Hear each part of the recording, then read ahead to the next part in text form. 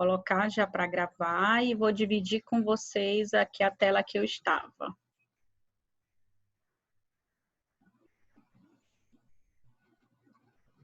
A Mari conseguiu entrar?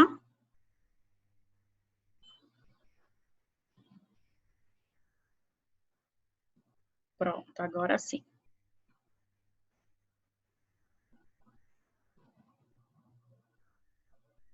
Vamos lá, tá? Então, aquilo que eu estava falando, a gente precisa começar a colocar em prática o exercício mesmo da nossa cidadania, né? Então, a partir do momento que eu tenho essa consciência dos meus direitos e dos meus deveres, eu preciso colocar isso em prática, né? Então, é o exercício do meu direito, o exercício dos meus deveres.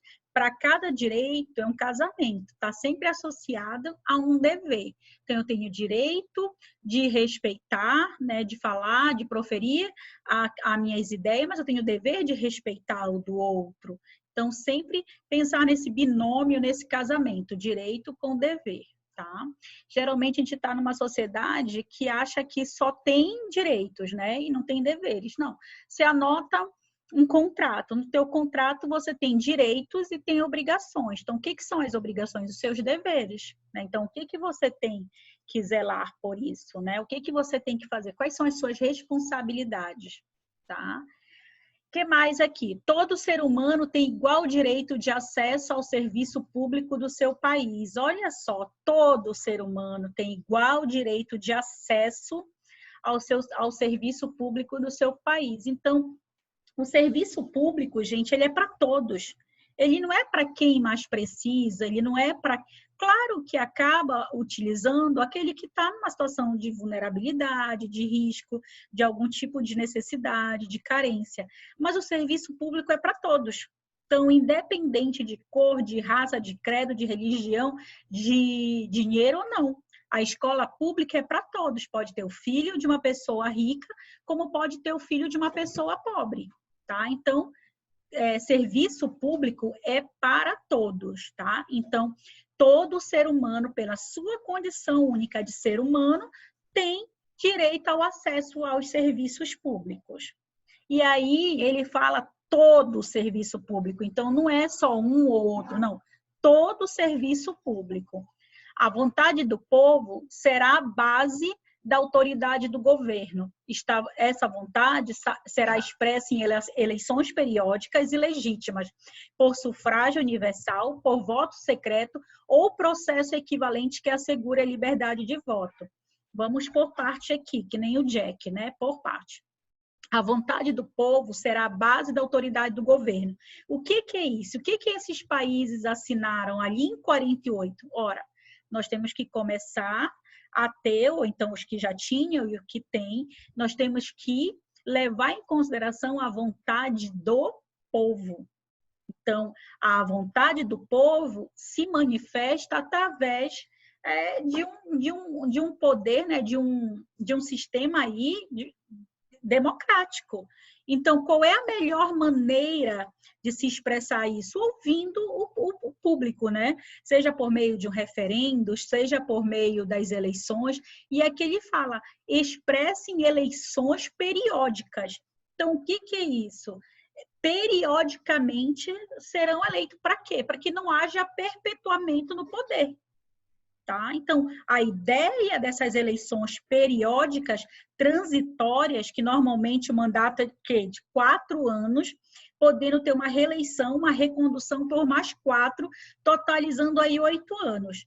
Mais do que isso, atualmente, é ferir a nossa Constituição. Há um projeto para que se fique um tempo único de 5 anos e não ser aceito a reeleição. Ainda não sei se foi votado, acho que não foi, não tive resultado disso.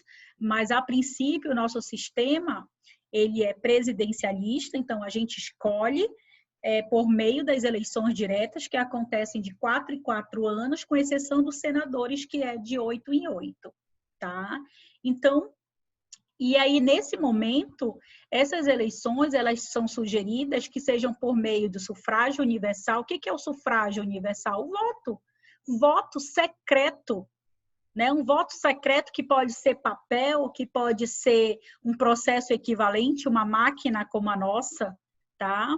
Então, contanto que tenha toda a lisura, contanto que tenha toda a transparência, né, e a segurança necessária para não incitar qualquer tipo de dúvida, que é a pior coisa que tem é a gente ter algum tipo de dúvida em relação a isso, né? Ah, eu tinha certeza que fulano ganhou, vamos auditar isso. No período da contagem, né, pelo menos das nossas urnas eletrônicas, elas têm um boletim que sai no início que ela começa, por isso que tem um presidente da mesa com 2 auxiliares, sai um boletim de urna ali com quantidade, ó, 0. E no final sai outro para computar quantos votos houveram e aí bate com aquelas assinaturas que estão ali. É uma forma de auditorar aquilo, né? De auditoramento daquilo.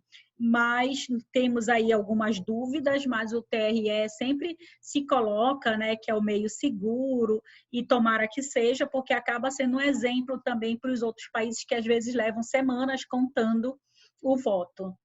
Né? Mas isso é uma liberdade de cada lugar, de cada nação, tem a liberdade de escolher a melhor forma como isso se processe. Tá? Importante que seja voto secreto, universal, aí, com toda segurança e lisura. Maioria venceu? Venceu. É um governo legítimo, tu pode concordar ou não. É legítimo porque a maioria ganhou. Então, se a maioria ganhou, gente, mesmo que você não concorde, temos que respeitar. Daqui a 4 anos tem novamente, não foi bom, sai. Agora, nós aqui nos agredirmos por conta de políticos, esses políticos todos se cumprimentam, se dão a mão, convivem, se respeitam lá do jeito deles, e nós estamos nos matando por isso. Será que nós não podemos criticar? Será que nós não podemos discordar? Será que nós não podemos fazer diferente sem necessariamente ter violência? Eu acho que isso é o nosso grande desafio, né? E aí, quando não tem violência, quando eu respeito a ideia do outro, e não estou dizendo para eu não me manifestar, posso criticar de forma educada, posso dizer não concordo por isso, isso, isso. Agora, desejar a morte, que morra, que não sei o quê, isso é incitar a violência. Né? E eu infelizmente, tenho situações assim porque se fosse eu, entrava com uma voadeira nesses, né, que tem aí os apelidos de um lado de outro. Então, isso é feio demais, isso é incitar a violência. Aí, como é que você pode educar um filho, estar na convivência, ou ser um modelo de gestor, quando você mesmo, dentro da sua casa, é uma pessoa tão autoritária, tão grosseira, tão impositora, né, tão violenta, e aí você reclama que a sociedade está assim. Então, é muito complicado, né? Já fazendo um paralelo, a gente vê aí nessa pandemia o aumento de números de violência doméstica, né? Principalmente contra a mulher. E aí a gente nota que, pensando um pouquinho, a gente percebe que esse homem, na grande maioria das vezes, foi educado por uma mulher. E esse homem se tornou violento. Se não for nada patológico, nos dá um recado que nós, enquanto educadoras, estamos também educando de forma violenta. Quando agredimos a namorada chamando de piriguete, fulano namora com safada, homem pode pegar todas e mulher é vagabunda. Aí, quando a gente vê uma série, né, de violência, e aí quando esse sujeito cresce e acha que ele pode agredir, então, tem alguma coisa que a gente também precisa rever dos nossos comportamentos, das nossas atitudes, tá? Mas voltando para cá. Em 1937, se eu não me engano, acho que foi em 37, nós mulheres ganhamos o direito de votar.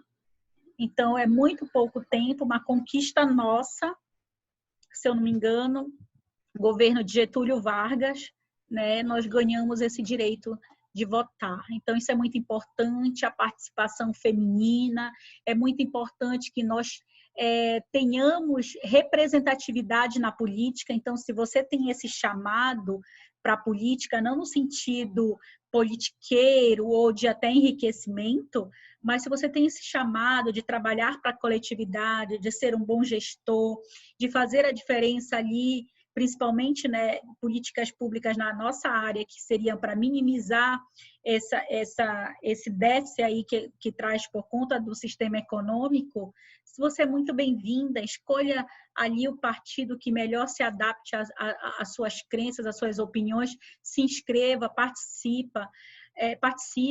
E eu fico muito feliz, enquanto mulher, termos aí que os melhores exemplos de boas práticas mundial para lidar com essa pandemia foi de mulheres, né? Foi na Alemanha, eu não lembro se é Irlanda, Suécia, não lembro agora os outros países, né? A própria Inglaterra. E aí a gente nota assim a mulher, principalmente a gente ouviu muito falar da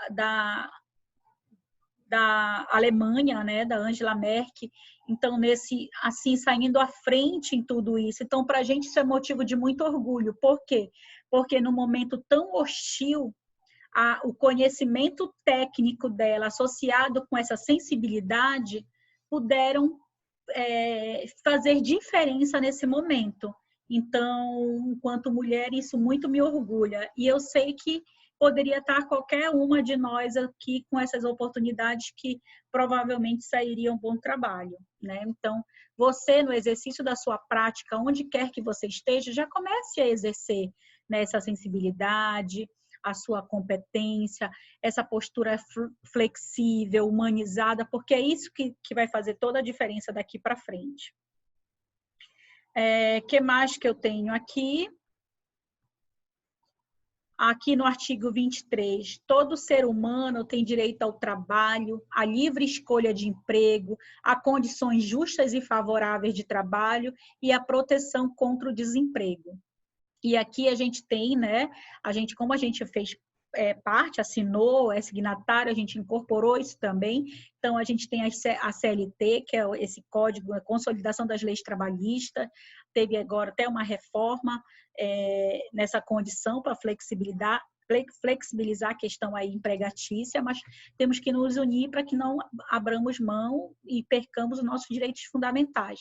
Mas a gente tem aí a questão do seguro-desemprego, que é um período para que a gente dê conta dessa fase, há um ajuste aí para que a gente consiga ultrapassar esse período até uma nova recolocação. O trabalho, ele tem uma concepção muito maior do que só ganhar um dinheiro no final do mês, mas é ganhar o seu sustento. Então, o salário, ele é muito importante, ele tem toda a ligação com o princípio da dignidade da pessoa humana. Uma pessoa, tem autores até que dizem que uma pessoa sem trabalho é uma pessoa que tem a sua dignidade ferida. Por quê? Porque quantas pessoas acabam parando nas ruas por não terem condições de prover a sua família, né?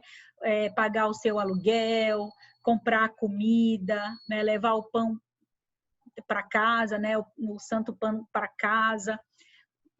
Então, representa muito mais do que uma contraprestação pecuniária. Não é só um dinheiro, é muito simbólico, representa muita coisa, né? E o trabalho, ele é livre à escolha de emprego. Claro que às vezes nós não temos o emprego dos sonhos que a gente quer, mas você não está ali obrigado, não tem nenhuma força ou uma arma te obrigando a você ficar naquele emprego. Então, ele é um ato volitivo. Você não é o que melhor lhe representa e o que você deseja, mas você vai construindo esse alicerce, você vai construindo esse teu processo de qualificação profissional para você galgar outros horizontes e horizontes cada vez melhor. Eu não conheço ninguém que tenha feito nível superior e tenha se arrependido e ficado só no fundamental, no técnico. Não conheço. Cada informação, ela agrega um valor na tua prática.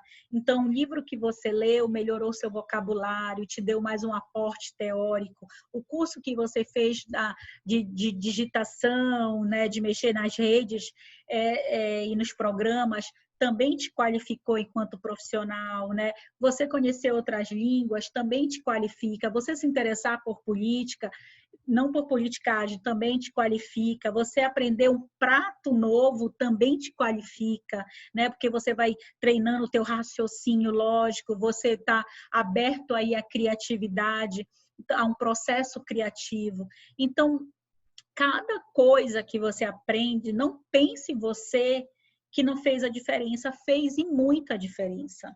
Tá? Sempre vai mexer com áreas do teu cérebro que às vezes está enferrujado. E tudo também permite com que você saia de uma zona de conforto. É claro que esses empregos, todos esses empregos que se apresentarem, eles têm que serem apresentados em condições justas e favoráveis de trabalho, né? Então, não dá para trabalhar numa situação análoga aí à condição escrava, né? Não tem, sem água, sem estrutura, sem ventilação, uma coisa que pode trazer um perigo para a tua vida, nada disso, né? E também você ganhe que seja justo pelo aquele trabalho que você desenvolveu. E já antecipando, a nossa Constituição proíbe qualquer remuneração abaixo de um salário mínimo, tá? Eu estou falando dos empregos oficiais registrados, tá bom? Agora, claro que eu tenho o bom senso de não ter formação, então, não tenho formação técnica para aquele trabalho, não posso exigir já começar com um alto cargo, né, de diretor. Então, a gente vai construindo isso devagar. Então, hoje eu conheço um ex-aluno, né, nosso, que ele começou como aquele rapaz que coloca o preço nos produtos no supermercado, né? Depois passou aí para caixa, de caixa hoje ele é gerente. Então, é bonito ver essa construção e essa humildade de entender que tudo é um processo, né? Então, é um processo de amadurecimento cognitivo, né? De pessoa, das nossas emoções, porque às vezes tu tem um conhecimento técnico, mas você não tem um conhecimento, você não tem sabedoria emocional. Então, você não tem ainda perfil para liderar e às vezes você acha que quer, você acha que as coisas são injustas, né? Não, é devagar e as coisas vão chegando. Se você estiver preparado para a ocasião, podem ter certeza que uma hora a ocasião vai chegar, tá? Agora, o que não dá para acontecer é você não recuperar competências muito básicas. Por exemplo, você está no curso de graduação, você não tem um linguajar correto. Então, poxa, eu percebo que eu falo muito errado, então eu tenho que consertar isso.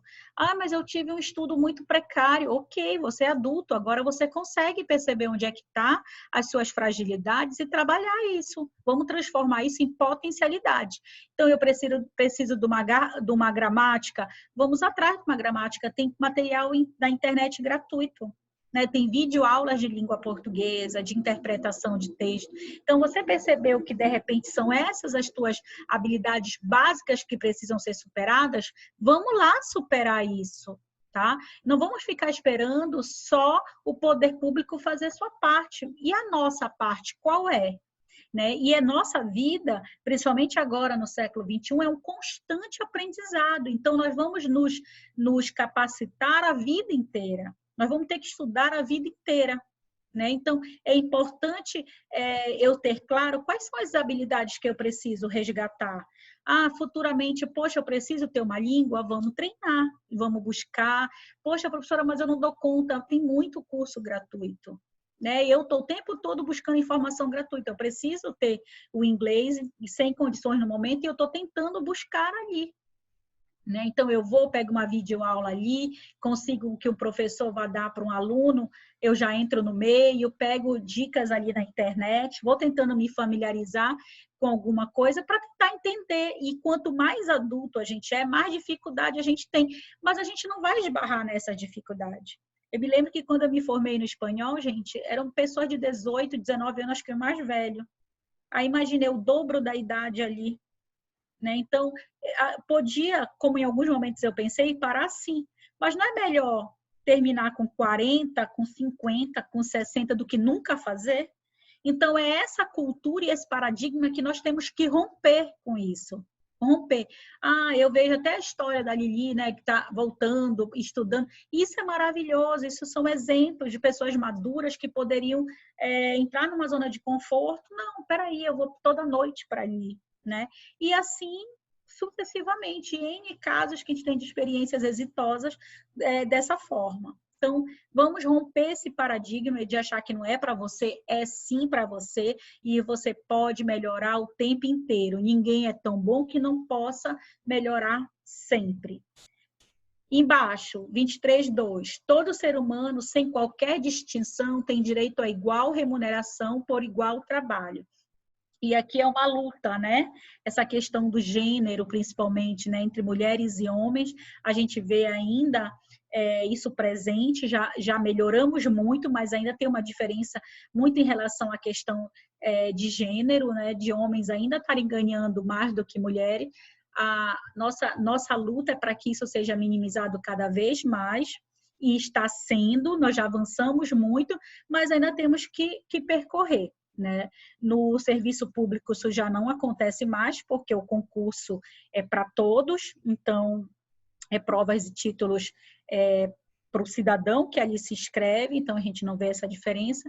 Ainda tem um pouco na iniciativa privada, mas a gente já vê grandes avanços, como, por exemplo, na nossa instituição, o professor especialista, mestre, doutor, mulher ou homem, ganham a mesma coisa. E assim nós vamos conquistando aí os nossos espaços cada vez mais, né? E chamando a atenção, evidenciando se isso de alguma maneira acontecer, para que a sociedade tome conhecimento. Essas grandes indústrias, marcas que têm agora um selo de qualidade, quando elas são parceiras da cidadania, né? São parceiras nesse momento. A gente vê grandes empresas doando milhões para o combate da pandemia. Isso agrega valor à sua marca. A gente fica feliz quando marcas de cosméticos não fazem teste em animais. Então, vai agregando valor. E essas empresas, se elas forem denunciadas por fazerem diferença entre gêneros, elas também vão perdendo clientes, vão perdendo as pessoas que comprariam nelas. Então, cada vez mais a gente vai ver um movimento de que isso seja minimizado cada vez mais, até, se Deus quiser, seja extinto, porque isso não justifica, né? A gente ainda vê, por exemplo, até no futebol feminino, uma diferença muito grande do feminino para o masculino, e toda essa mídia, toda essa coisa em cima, mas vamos caminhar para lá, e temos aí a melhor jogadora do planeta, não sei quantas vezes, né? Mulher. Então, isso é maravilhoso, né? Então, é por isso que nós temos que lutar. Todo ser humano que trabalhe tem direito a uma remuneração justa e satisfatória, que lhe assegure, assim, com a sua família, uma existência compatível com a dignidade humana, e que se apresentarão, se necessário, outros meios de proteção social. Vamos por parte. Todo ser humano que trabalhe tem direito a uma remuneração justa e satisfatória, né? Então, aqui no nosso país, não pode ser menos do que um salário mínimo, tá? Não é justa e nem satisfatória, mas é o que é determinado, né? Tem que ver em relação aí às condições do país e todo esse olhar em relação a isso. E que assegure a ele e a sua família uma existência compatível com a dignidade humana. Então, o que é o suficiente para você ter uma vida digna, né? Então, essa é a ideia de padrão, né? O que seria digno para você? E o que é digno para você não necessariamente é para mim. Tá? Então, a gente tem que ter aí um mínimo, uma ideia, não um mínimo, mas uma média, para que a gente aí entenda o que seria essa dignidade. E para vocês verem que, novamente, está relacionado o trabalho com o princípio da dignidade humana, né? Então, leiam sobre o princípio da dignidade humana, isso é muito importante. Vocês têm que ter isso muito firme e forte no discurso, na ponta da língua. tá? E ainda se acrescentarão, se necessário, outros meios de proteção, né? A gente tem aí o benefício da prestação continuada, que a gente vai aprender, o BPC, a gente tem aí, por exemplo, nessa situação, o auxílio emergencial dos R$ 600, então tem outras medidas protetivas. As crianças que nasceram com como é o nome da microcefalia por conta do Zika vírus, tem toda uma proteção vitalícia, né? Os deficientes. Então, tem aí um rol de benefícios de outras proteções sociais, tá? Que a gente vai vendo. A questão também do Bolsa Família pode ser uma das ideias também aqui sugerida. Além do a questão do FGTS, o seguro-desemprego, que só estou dando exemplo para vocês de outras medidas de proteção social. Todo ser humano tem direito a organizar sindicatos e nele ingressar para a proteção dos seus interesses. Sim, os sindicatos, ele representa aquele direito da coletividade, né? Então, se ele está representando uma coletividade, ele tem muito mais força para isso.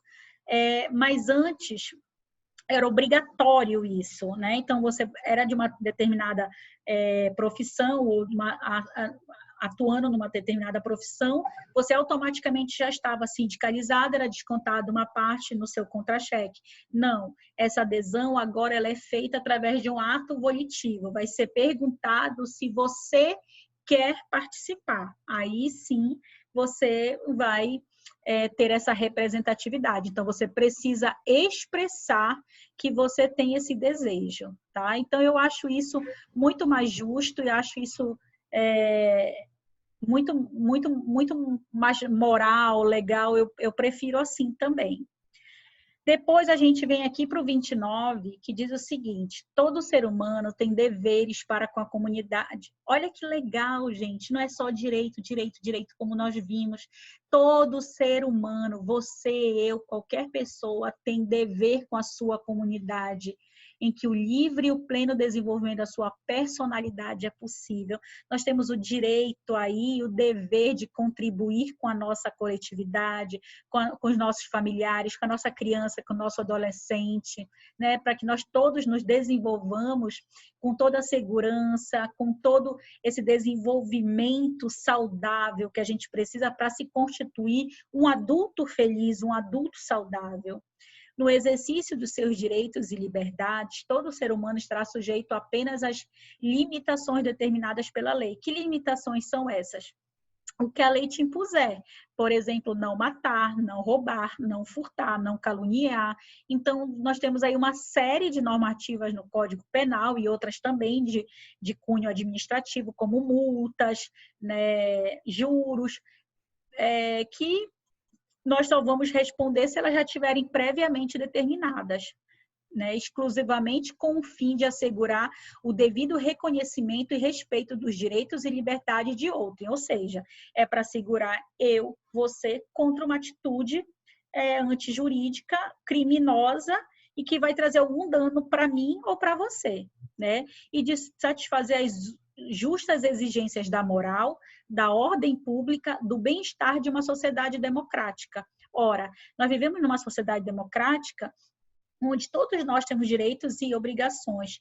E um dos nossos direitos é poder envelhecer, viver com segurança, ter o direito a um trabalho, a prestar nosso culto, mas a gente também tem o dever e a gente abre mão disso para que uma parte desse nosso direito para poder viver em coletividade. Então, eu abro parte do meu direito de correr, de pegar o carro e ter uma velocidade X, quando ele diz que é 50 por hora, eu tenho que obedecer. Por quê? Mesmo que meu carro corra 200, eu tenho que abrir mão disso para também em segurança ao outro, para que se mantenha a ordem pública, né? Então, a gente fala que essa nossa liberdade é uma liberdade relativa, ela não é absoluta, porque a gente precisa, cada um de nós precisa abrir mão um pouco da sua liberdade para que tenha essa ordem pública, esse bem-estar da sociedade democrática, tá?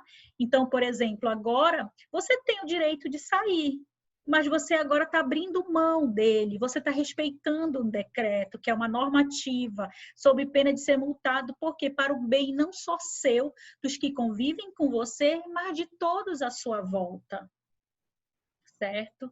Então, é essa liberdade que a gente abre mão, uma parte dela, para o bem de todos. Isso é viver em coletividade.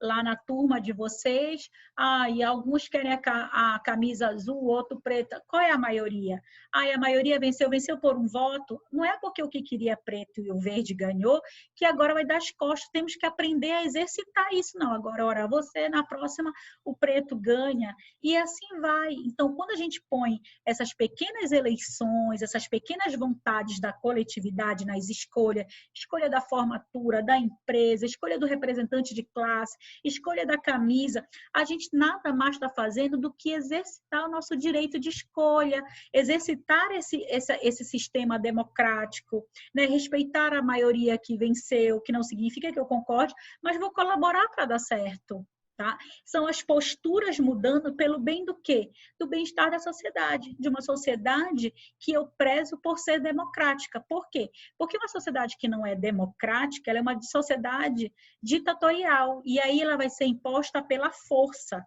E se tu não te adaptares, tu vai ser agredido. Então é isso que a gente não pode mais querer. A gente não vai mais querer essa briga de quem é mais forte, menos forte. A gente quer viver no Estado democrático, onde a maioria prevaleça, e mesmo que eu discorde, eu vou discordar sem agredir ninguém. Eu não vou gerar mais violência. Esses direitos e liberdade não podem, em hipótese alguma, ser exercidos contrariamente aos propósitos e os princípios das Nações Unidas, né? Então, eu assino isso, faço parte que concordo com tudo isso e venho aqui para o meu país e faço tudo ao contrário. Não tem coerência, né? Inclusive, você pode ser punido por isso. Né? Hoje você vê a questão aí da ONU em relação à Organização Mundial de Saúde e você vê a briga dos Estados Unidos com a China. Né? Os Estados Unidos culpa a China pela pandemia e suspendeu por 30 dias as contribuições de 400 milhões de dólares para a OMS. E aí a OMS não se manifesta, acha que de repente não foi culpa, foi um acidente, a China tem dado suporte para isso, e a China vem e diz, olha, não foi culpa nossa, mas está aqui, eu te dou 2 milhões, não sei o que, de dólares, né? 2 bilhões de dólares, sei lá, é tanto dinheiro. E aí os Estados Unidos fala, se não tomar as providências contra aquele país para que tenha mais segurança, para não acontecer outra catástrofe, esse dinheiro está permanentemente suspenso. Então a gente vê aí que nessa briga dessa organização que tenta manter a paz, que traz protocolos para o bem-estar da humanidade em geral, sendo aí, tendo um conflito agora que vai ter que ser resolvido, tá? Então, é mais nesse sentido. E aí, né, a gente tem a questão, a Declaração Universal dos Direitos Humanos trazem para a gente aí artigos sobre educação, sobre direito de propriedade. Meus amores, todos nós temos o direito de ter propriedade. O que é isso? Ter propriedade, você comprar aquilo que é seu, você comprar a sua casa, você comprar o seu carro, você comprar o seu celular, você comprar a sua roupa. Então, você tem o direito de propriedade, você tem o direito à segurança, a andar com segurança na rua, não ter um guarda-costas, a ter segurança na sua rua, né? Ao seu bem-estar, porque o lazer também é direito, a gente precisa oxigenar a nossa mente, a gente precisa ter momentos de lazer e a gente tem que ter políticas públicas de lazer. Então, às vezes, a gente vê aí atrações culturais, teatro, cinema, em preços muito populares, né? Eu assisti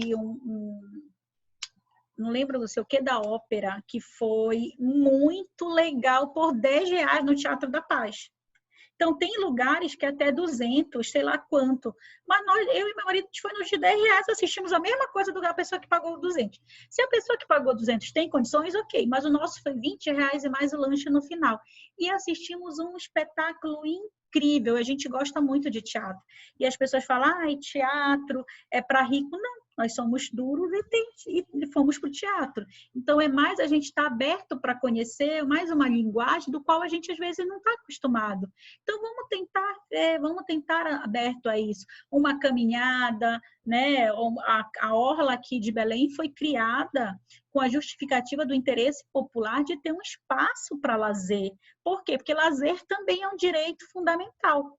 Então, para esse bem-estar. Então, quando as coisas normalizarem, a gente aí tem mais um espaço. Nós temos o Utinga, que é um espaço belíssimo, né? Para que a gente possa também ter uma prática de atividade física, um passeio. Nós temos praças maravilhosas na nossa cidade. Enfim, né? Aí ter acesso à cultura, o direito à vida, né? Que todos nós temos direito à nossa vida, à liberdade de expressão, de culto, a nossa de opinião, de escolher aí o nosso trabalho, né? Essa ideia da imparcialidade, onde eu tenho que ser imparcial, eu tenho que ser probo, moral em relação à gestão da coisa pública, né? E a tolerância, que se nós não exercitarmos essa tolerância, nós vamos estar fadados a contribuir aí para uma sociedade cada vez mais intolerante, agressiva, desumana, onde incentiva a morte, banaliza a vida por tão pouco, né? Tem gente que se mata por Remo, por Paysandu, por Flamengo, por Corinthians, e o que seria dos dois times se não tivesse a diversidade? Como é que ia ser jogar um time com o mesmo time, dividir os jogadores?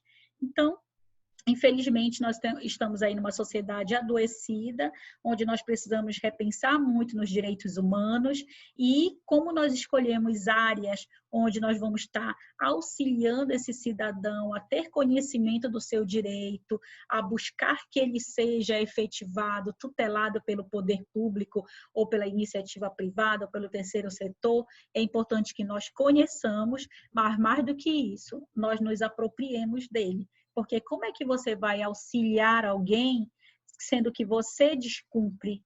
Né? Como é que você vai ter uma escuta qualificada quando você é grosseiro e não escuta? Como é que você vai orientar bem se você também não souber?